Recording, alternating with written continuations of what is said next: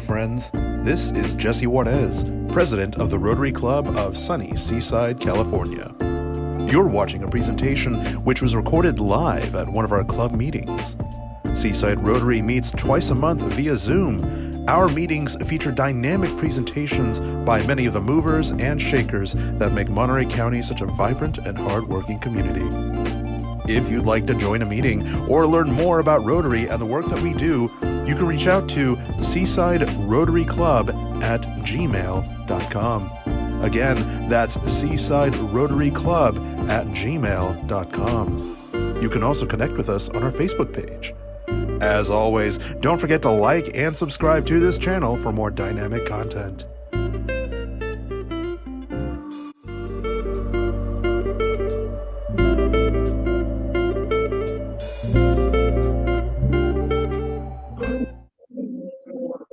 Excellent. And I'm going to go ahead and mute everyone except for myself and our presenters. And then, let me go ahead and ask April and Sue if you'd like to. Perfect. Unmute yourselves there.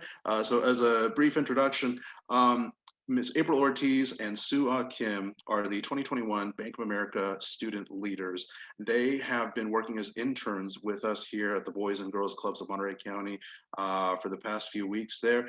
And I have to say, I've had the pleasure of being able to work with the two of them.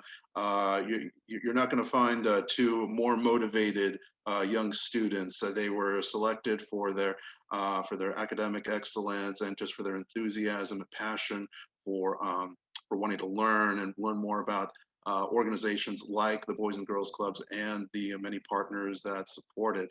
Like I said, I've had the pleasure of being able to work with them over the past few weeks. And today they will be presenting on some of their experiences and what they've learned by working here with the Boys and Girls Clubs. I'd like to cordially welcome April Ortiz and Sue Kim. You have the floor. Thank you. And first and foremost, we would like to thank every one of you taking the time to hear about our experience. My name is April, and I'm a rising senior at Seaside High School. And today I'm joined with. My name is Sue, and I'm a rising senior at Monterey High School. And a little background on the Bank of America Student Leaders Program. First, we would like to share a screen and present our presentation.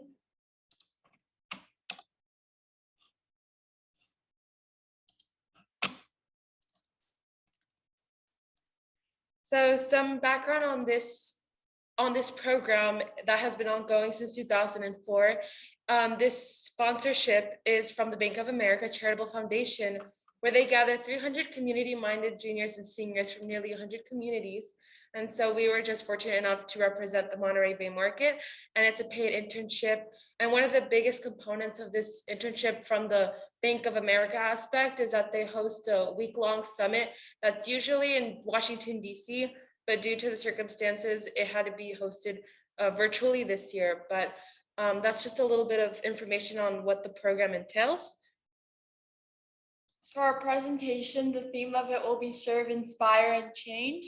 So these three words were the words we defaulted to and asked to explain our summer experience. And what was supposed to be the theme for our week-long summit, it became the reality of our summer internship.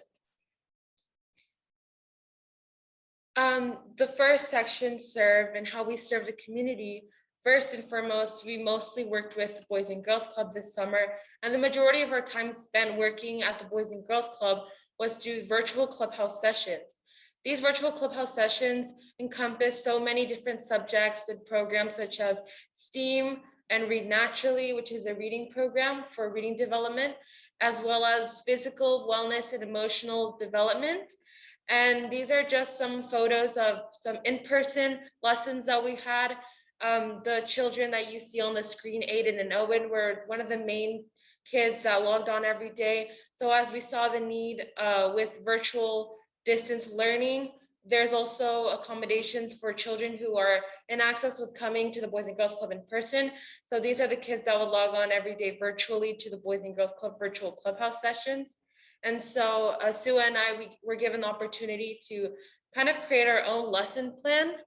And I'm involved with the Red Cross Club at my school. So when I heard that we could come up with our own lesson plan to teach the kids, I thought what better way to teach them about Red Cross readiness than to give them a presentation on how they could be more prepared in case of a home fire emergency. And Sua did the same thing since she's so passionate about STEM and the sciences. She hosted a one-day lesson to the kids yesterday, actually, to the fourth graders about astronomy. So those were just some of the in-person opportunities that we had, but the majority of our time was spent in the virtual clubhouse sessions, moderating the kids and being able to connect through the Zoom meetings. Yeah, and just to add on to that, I think the connections that we made with not only the students, but also the virtual clubhouse staff was so valuable. They were just so welcoming, and they for sure instilled a lot of confidence in us, whether it was us moderating the sessions or instructing. So we really appreciate them.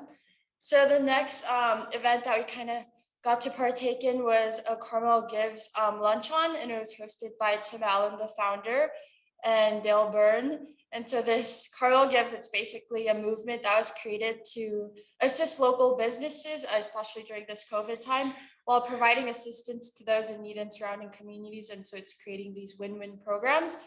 And so on this day, I think about 70 members were served these restaurant quality meals. And as you can see, they were very kid-friendly food. So there is definitely a high level of excitement. And we heard a lot of comments like this was like the best meal ever. And one of the program directors, Miss Marlene Trotter, she commented that she's never seen the kindergartners or even the first graders so behaved in front of Tim and Dale. So that was really funny to hear. And yeah, after the event, we're also able to do like a write-up and do like an event description. And from this, Megan, who's a staff on the Boys and Girls Club team, she was able to give us a lot of the marketing strategies and just knowing which pictures to pick and just knowing which quotes are the best, things like that to include in our write-up. So I think that was really helpful. And as well as at the end, the CEO of Boys and Girls Club, Ron, he was also able to provide feedback on our writing before it got published in like the staff report, which was pretty cool. Another one of our in-person experiences working with the Boys and Girls Club was the summer kits that we provided for them. And we were actually able to visit the Salina Clubhouse for the first time with Jesse and Andrew. And through this activity, which was in person, we were able to gather supplies and create 500 bags for students in access to adequate school supplies. So as we're coming back to school in person and we're seeing this back to school season, many families are shopping for their kids' school supplies.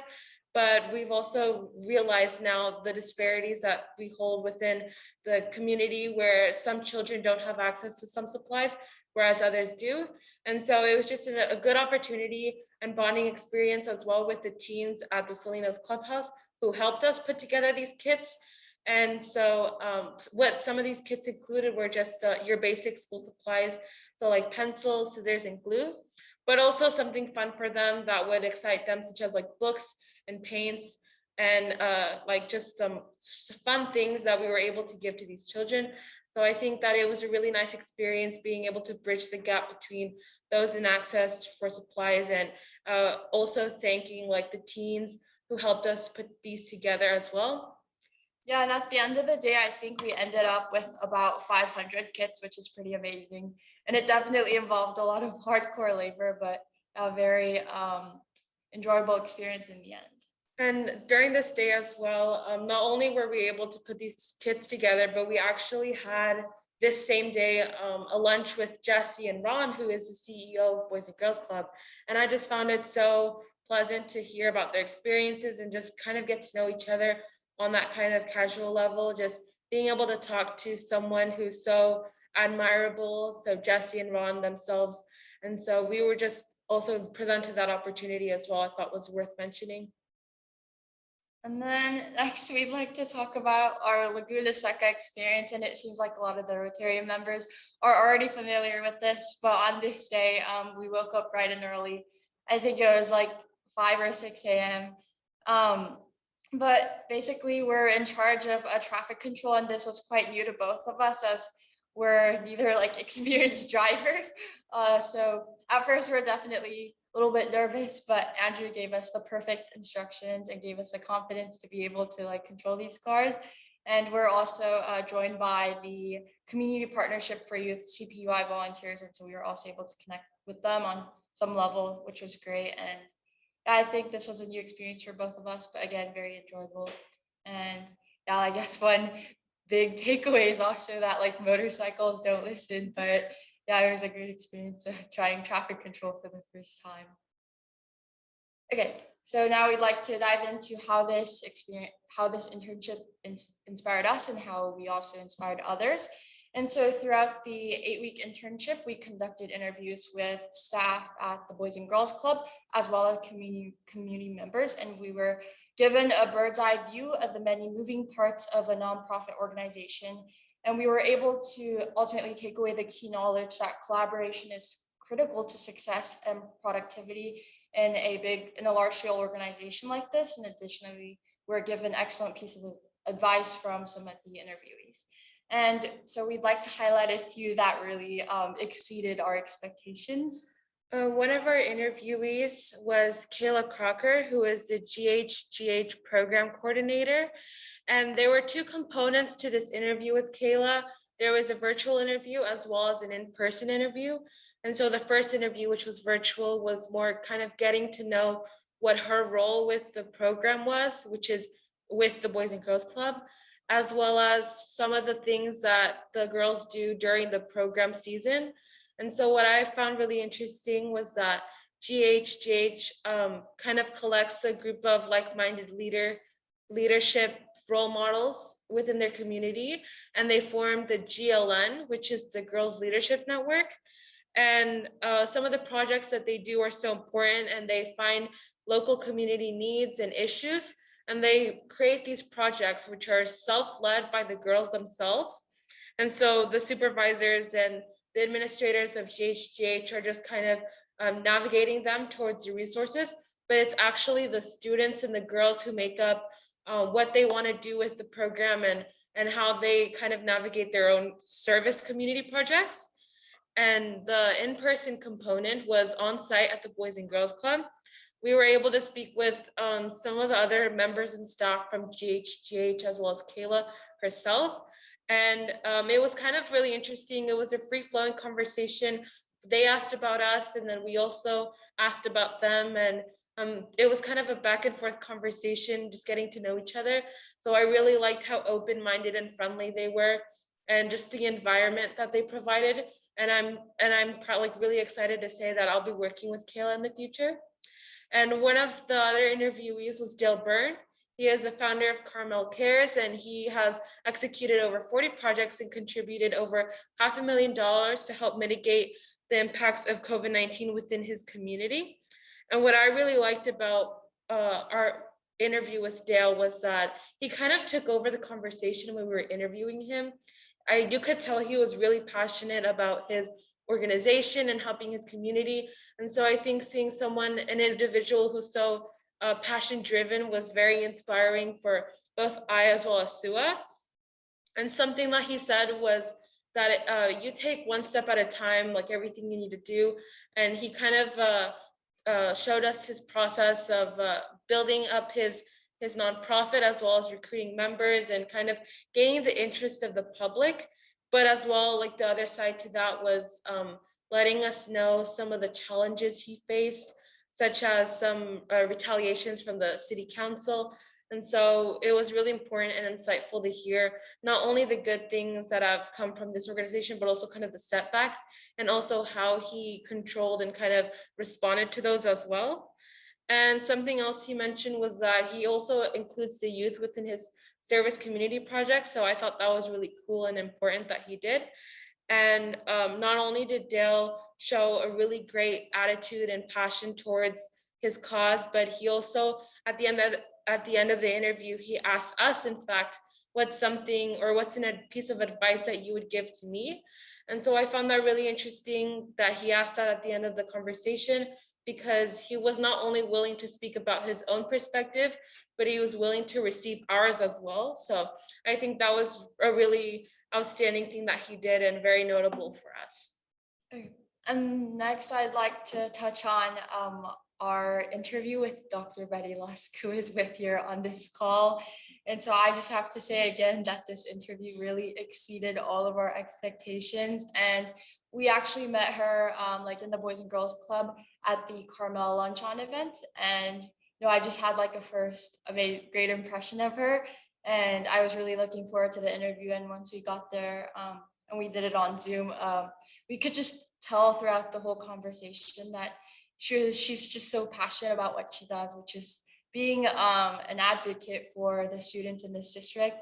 And throughout the conversation, we're just able to kind of voice our concerns about our current education system. And so whether that's students lacking social emotional support or lacking academic support, especially during this COVID time where a lot of the learning has been delayed. And we also just found out it's a matter of students simply not knowing the resources that are available out there. And so at the end of the conversation, Dr. Lusk was actually able to kind of like propose a solution to this, and we will get onto this later in the presentation, which we're very excited to speak about. But moving on, the major highlight of the internship was the 5-day summit, and this is originally held in DC, as April mentioned. But despite it being virtual this year, I'd say the experience was intense, informative, and just absolutely inspirational. And I think we really were able to witness the true power of humanity through speakers and politicians sharing their frustrations and empathizing with us on issues pertaining to anti-Asian hate, and a Republican and Democrat coming together and delivering a civil conversation and helping students leader answer their dire questions, as well as just 300 student leaders from across the country validating each other on each other's perspectives, and later even creating a group chat where we just started talking about random things, and our phones were exploding, but we were like offering advice on college apps and stuff. So that I thought that was really nice. And it would be impossible to mention every detail because this week was just so full, but we just like to briefly touch on a few of them, which is the plenary session. And so the main one I think I want to talk about is college and prison. And so essentially this is a documentary highlighting like the life behind bars, and they were just talking about these prisoners who are going through the Barred Prison Initiative, which aims to give these incarcerated people a chance to earn an associate's or a bachelor's degree so that they can go out there and be productive. And a person that was actually that was featured in the documentary, he was actually able to come speak to us. His name was Sebastian Yoon, and he was just so inspiring to hear, and how he went through all this after prison and went through the transition phase, and how he was a scholar for life. And I think he just really changed my view on like the incarceration system, and it made me realize that prisons, they're not really about creating these productive beings, and it's merely like a magnification tool for highlighting the injustices of our current society. So I think that was just really eye-opening, and also I just recognize the need to change the narrative on prison. It's more about bringing people together and learning to empathize with each other and understand each other's pain and suffering. Yeah, and so to add on to that, I think one of the most impactful aspects of Sebastian Yoon's story was how he kind of mentioned that everyone in prison kind of wants a second chance. And so I think the most captivating part of that was kind of redirecting it towards empathy. And so I think I've developed more empathy towards people who are like Sebastian Yoon himself. And so I just thought it was really great representation and a really great perspective from their point. Another component of the Student Leader Summit was the Save the Children plenary session and service learning project. And so despite the summit being virtual, we were given the opportunity to kind of do a hands-on service learning project. And there was a plenary session hosted on this nonprofit organization called Save the Children that aims to bridge the gap between in-access children and kind of the betterment of their lives as well. And so what I found really nice and cool was that they sent us a package full of supplies so we could form our own kits for them as well. And so I think they included a water bottle, a drawing, coloring activity, some tools to write, and as well as some basic needs that they might need. And the kids would be going to the border crisis, so the kids at the border crisis. And so I just thought it was really nice that they educated us on what the program and what the organization does, as well as some of the needs and the children's around the world. And also they were able to give us that hands-on experience as well. Okay, so now for the $1 million question. How did this experience change us and how are we able to change others? I would say throughout this 7-week internship, my biggest takeaway is the importance of connecting with others. I've learned throughout working with the Boys and Girls Club and by listening to our interviewees and what they had to say about their accomplishments and their process of achievement, was how every work of a passionate individual with a vision needs the collaboration and support of others who support their vision. And so I just think that I learned how to advocate and how to kind of connect with others about certain community needs and issues, and learning that one person can make that difference. So before I just thought, oh, you need a group of people to do it, but all you really need is to be very passionate about the topic that you're trying to change or trying to advocate for. And so listening to others' wisdom, knowledge, and experience, I was really glad to offer my perspective. And so I just think if like-minded community members just keep collaborating in that way, then change is more accessible to everyone. And that's a really big takeaway that I learned from this internship. And for me, I think through the community member interviews and also the grant proposal evaluations, which was one of our weekly assignments, I think I not only was able to improve upon the hard skills such as, giving interviews and learning those market strategies, but also identifying again the needs of the Monterey community. And I've just been so inspired to take action. And I think one such example is the solution that we kind of talked about with our interview with Dr. Laskin. So that's creating like a student advisory board where a student from each high school will be selected to represent their school in like a monthly held meeting with the school board members. And so this is evidently an effort to create transparency and to cultivate a culture where information can flow freely between students and higher ups who definitely have the standing power and influence to really help resolve those issues. And further, we've just learned the importance of nonprofits, governments, and businesses collaborating to effectively meet local needs, as April and I would not be here today speaking to you all about our Bank of America student experience if it wasn't for the collaborative efforts of Bank of America and BGCMC coming together to provide high school students the firsthand experience to serve their community. And so that's something I'm really grateful. And so to end it off, I think this experience has just been so life-altering, to say the least, for both of us.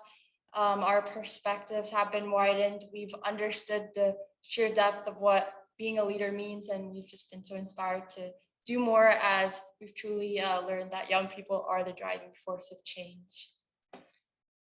And in the end, we've learned just the importance of staying connected with others. So we're definitely looking forward to staying connected with everyone that we've met thus far, and also broadening our horizons on what it means to be a community leader. And so we thank you all today for hearing about our experience, and we'll be moving on to questions. So if you have any questions, please ask them and we'll be so glad to answer them. Thank you. Wonderful job. Thank you so much, April and Sue. I really appreciate your lens and sharing the experiences that you've had here with the Boys and Girls Clubs and with the Bank of America Student Leader Program. Very grateful to have you two here today. For the question and answer session, since our group is, I think if you have a question, feel free to unmute yourself and ask. I do have a couple here myself.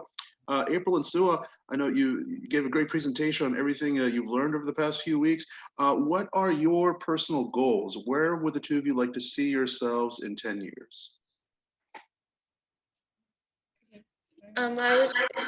My personal goals would be to kind of go into the career that I want to go into. So I want to go into dermatology, and I've just been so passionate about the medical field ever since I was young. So those are my very big goals and what I aspire to be. But also just being in such close relation and working with you guys, such as Sua and yourself, Jesse, as well as the members at BGCMC.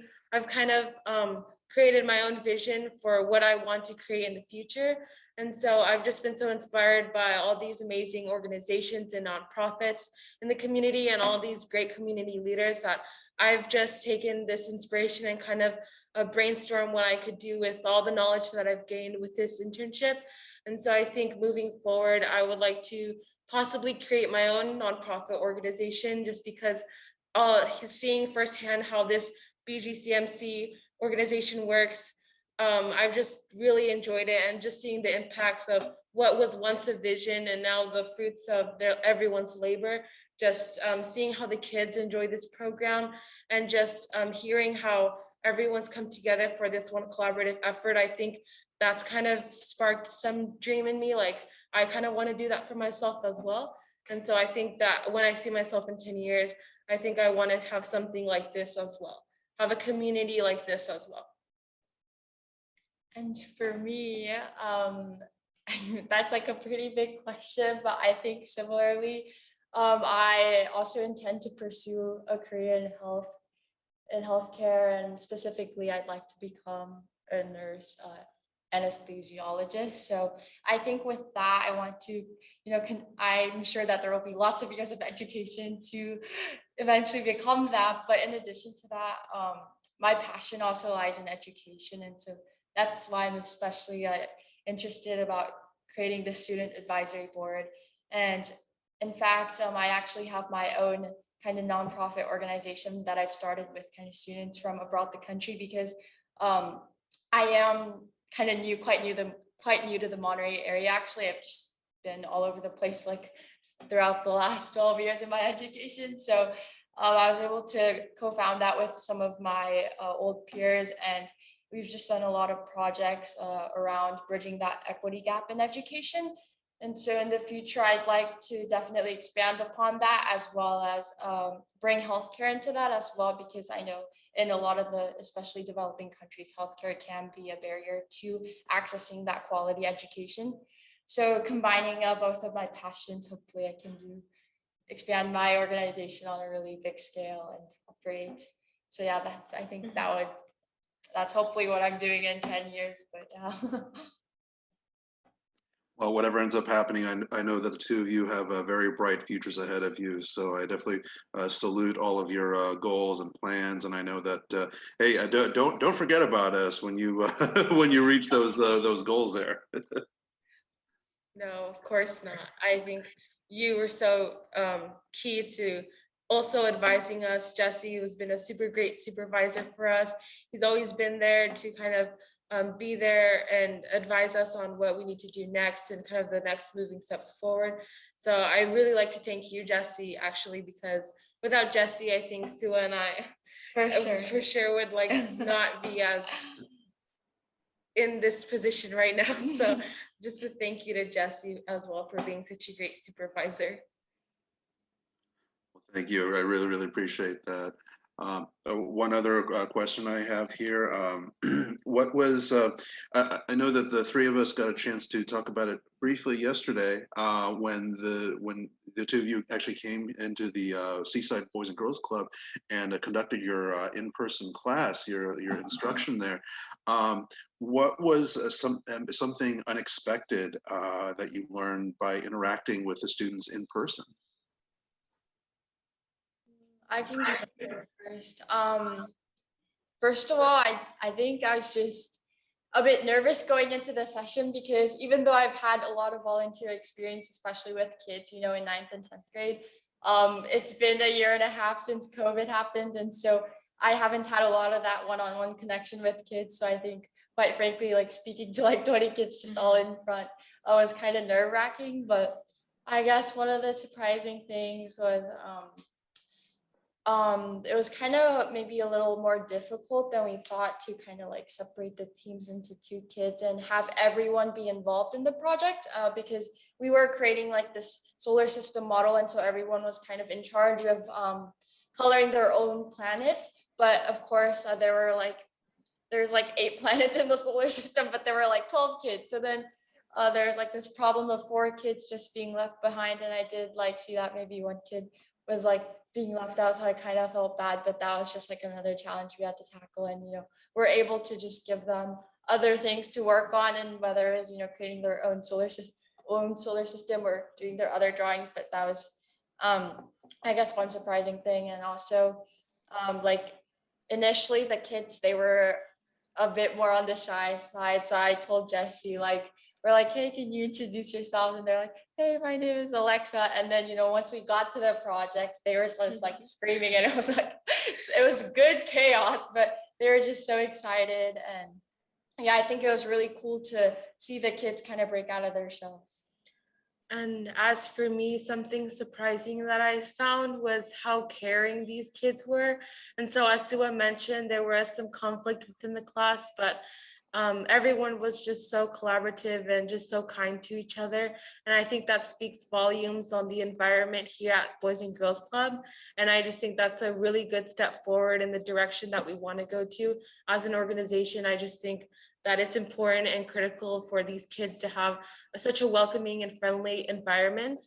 So I think I saw one of the kids was upset because he didn't get the planet that he wanted to do, and his friends were just kind of there as a support and encouraging him to not. I heard one of them say, "Oh, just because you didn't get the planet you wanted, you can't give up." And so I just think that's so awesome how they were encouraging each other and how they were also kind of being that emotional support as well. For some reason, like I think on the girls team, like everyone wanted to do Earth for some reason.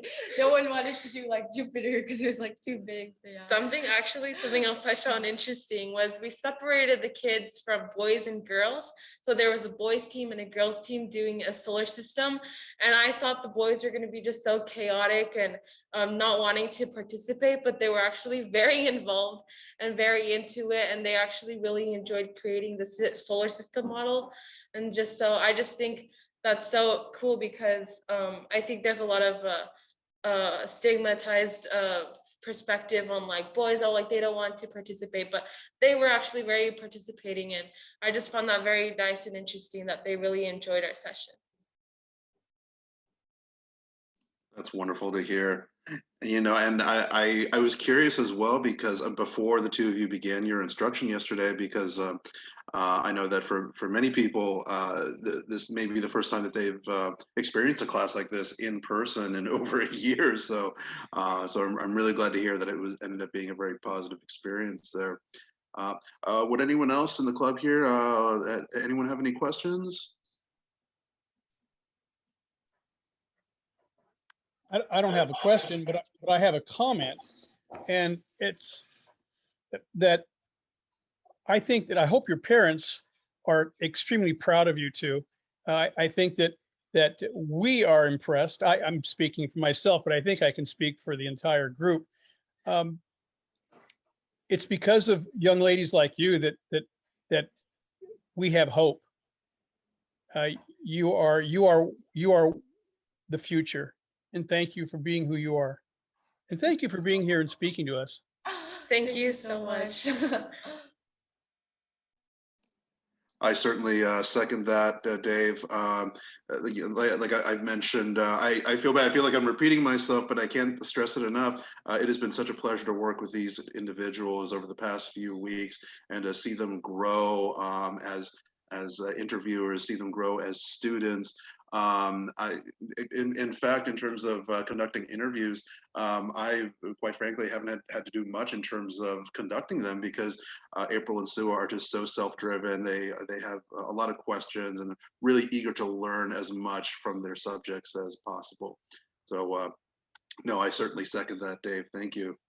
Thank you. Well, I'd like to just be the third to your second, okay?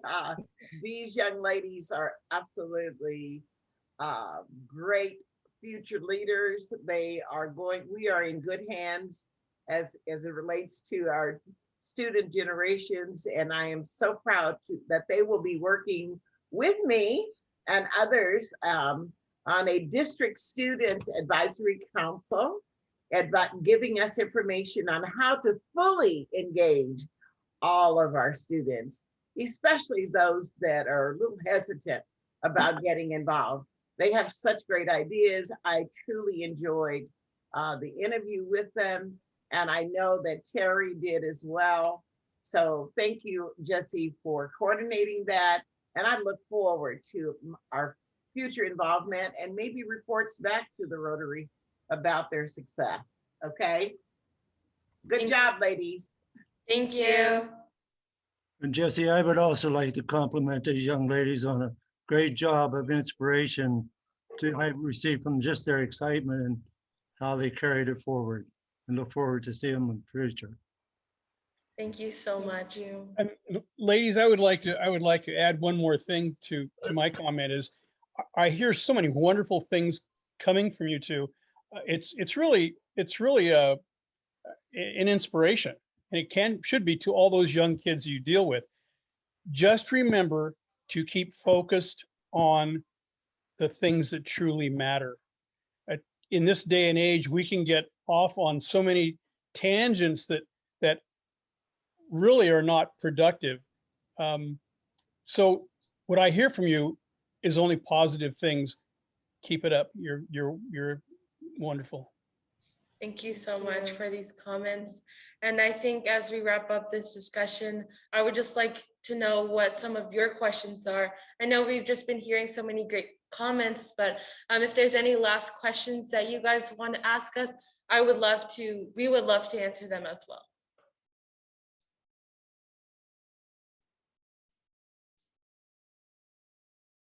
Well, I'd like to know I have your contact information, but with school starting next week, I'd like to give you that first week to get really settled in your classes.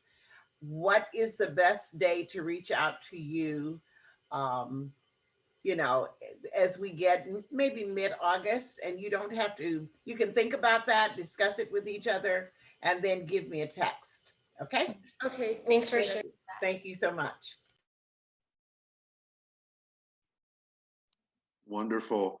Well, I think we can go ahead, and unless anyone would like to ask any further questions, I think we can go ahead and wrap up the Q&A session here. April and Sua, thank you once again for sharing your experiences and the work that you've done here. And clearly, you have the support and faith of the Rotary Club of Seaside, the Boys and Girls Clubs of Monterey County, and the greater community of Monterey County. I'm sure is looking forward to the good work that you two will be doing in the future. So thank you once again. And like I said, it's been a pleasure to be your supervisor. I can't believe that we're actually wrapping up the Student Leaders Program this week, but really looking forward to the bright futures ahead of you there. Thank you, Jesse. Thank you. Wonderful. So I'm going to go ahead. Jesse, do you have it like are they automatically invited to join us on our Zoom at any time? Would that be? Oh, of course. April and Sua, I'd be more than happy to invite you to future Rotary Club meetings. Excellent idea. Excellent. Yes, we will definitely look forward to those future Rotary meetings. Excellent. I'll be sure to include the two of you on the email list for future meetings there. Love to have you. You're more than welcome to join anytime. Future Rotarians. Exactly. Yeah, great idea. Future Rotary Club presidents, perhaps? Absolutely. That's for sure. Wonderful. All right. I'm now going to end the recording function.